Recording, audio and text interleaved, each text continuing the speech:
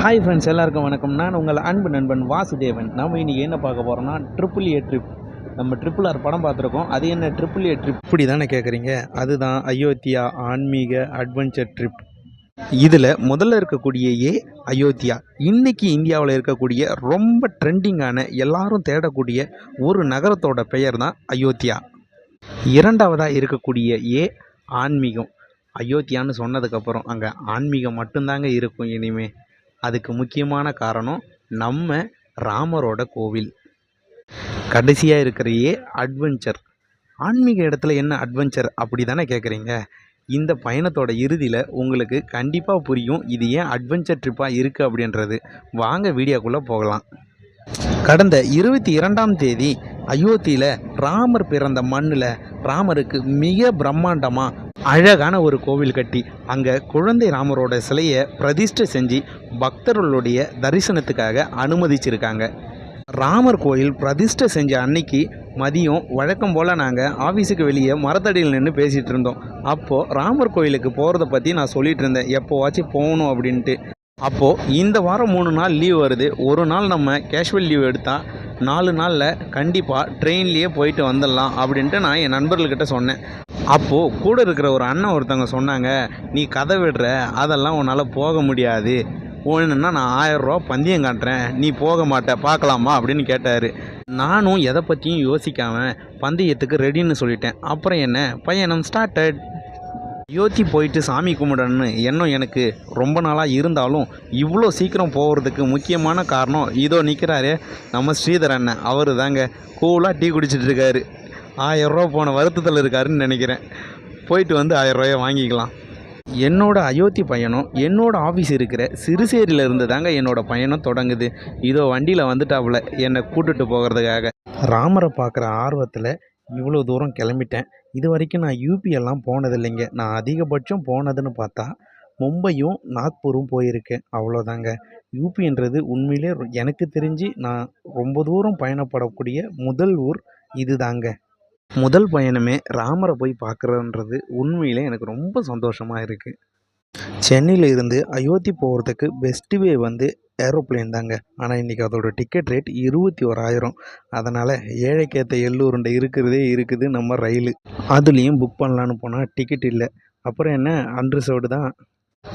அதுவும் direct train இல்லை, connecting train தான்.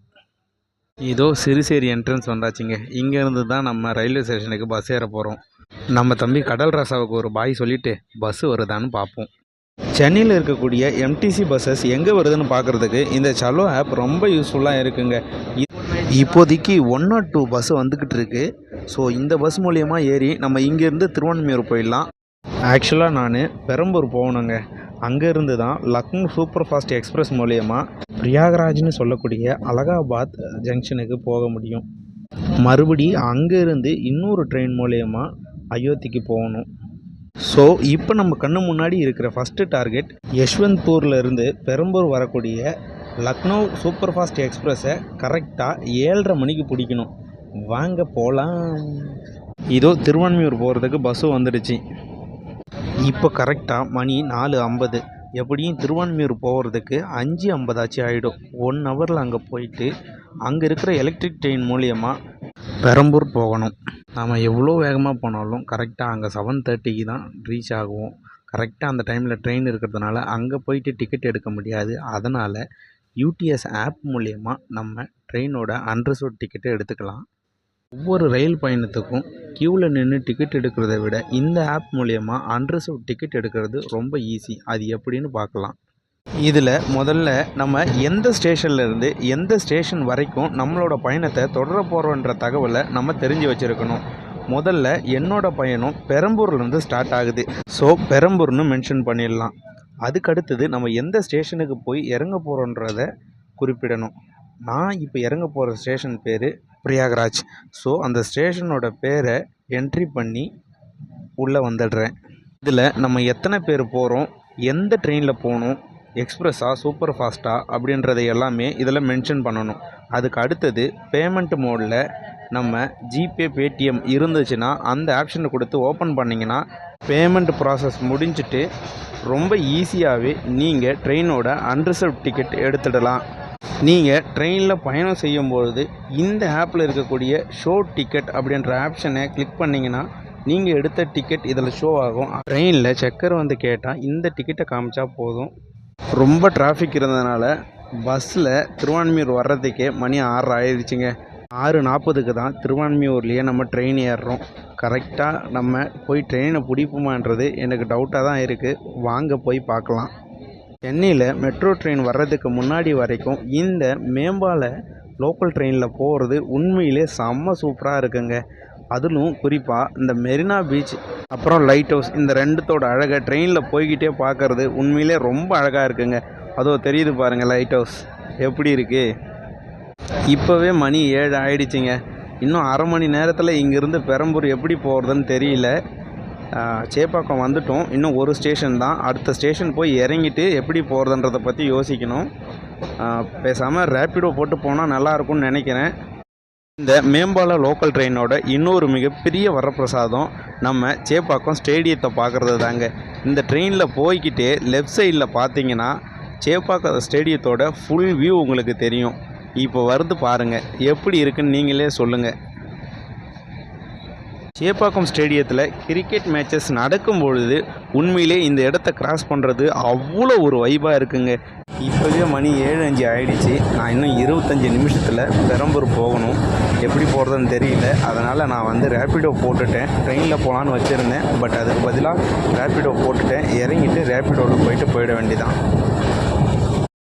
டைம் இப்போது 7:11. இன்னும் 19 நிமிஷம் தான் இருக்குது. ரேப்பிடோ அண்ணன் கரெக்டாக ட்ரெயினை போய் பிடிக்க முடியாது அப்படின்னு சொல்கிறாங்க. நான் இருந்தாலும் ட்ரை பண்ணி பார்க்கலாம் அப்படின்ட்டு கிளம்பிட்டோம் 2 பேரும். போயிட்டுருக்கோம். ட்ரெயினை போய் பிடிப்போமா என்றதை அங்கே போய் தான் பார்க்க முடியும். பார்க்கலாம். ஒரு வழியாக 7:30 மணிக்கு நான் பெரம்பூர் ரயில்வே ஸ்டேஷன் வந்துட்டேன். உண்மையிலேயே அந்த ரேப்பிடோ டிரைவர் அண்ணனை கடவுளாக தாங்க பார்க்கணும். நான் இப்போ வந்து ட்ரெயின் பிடிச்சதுக்கு 2 காரணம். ஒன்று அந்த அண்ணன், இன்னொன்று ட்ரெயின் கரெக்டாக 4 நிமிஷம் லேட்டு. இந்த 2 காரணத்தினால நான் போகிற லக்னோ சூப்பர் ஃபாஸ்ட் எக்ஸ்பிரஸ் வந்துடுச்சு. இந்த ட்ரெயினில் தான் நான் இங்கேருந்து பிரயாக்ராஜ் வரைக்கும் பயணத்தை மேற்கொள்ள போகிறேன். ஒரு வழியாக ட்ரெயினை எப்படியோ கரெக்டாக பிடிச்சிட்டோம். இப்போது அடுத்த டார்கெட் நம்ம சீட்டு கிடைக்குமா என்னென்னு தெரியல. அன்ரிசர்வ்டு, அதுவும் நார்த் இந்தியா போகிற ட்ரெயின் வேறு, நல்ல கூட்டமாக இருக்கும். எப்படி இருக்குன்னு தெரியல. பிரயாகராஜ் வரைக்கும் போகக்கூடிய இந்த ட்ரெயினில் அன்ரிசர்வ்டில் எனக்கு சீட்டு கிடைச்சிதா கிடைக்கலையா, நான் எப்படி என்னோடய ரயில் பயணத்தை தொடர்ந்தேன் அப்படின்றத அடுத்த வீடியோவில் பார்க்கலாம். அது வரைக்கும் உங்களிடம் இருந்து விடைபெறுவது உங்கள் அன்பு நண்பன் வாசுதேவன். இந்த அயோத்தி பயணத்தில் நிறைய இன்பமான அனுபவங்களை பகிர்ந்துக்கிறதுக்காக வாசுதேவன் நான் ரெடியாக இருக்கேன். நீங்களும் என்னோடய சேனலை சப்போர்ட் பண்ணி என் கூடவே வாங்க, ஒன்றா போகலாம்.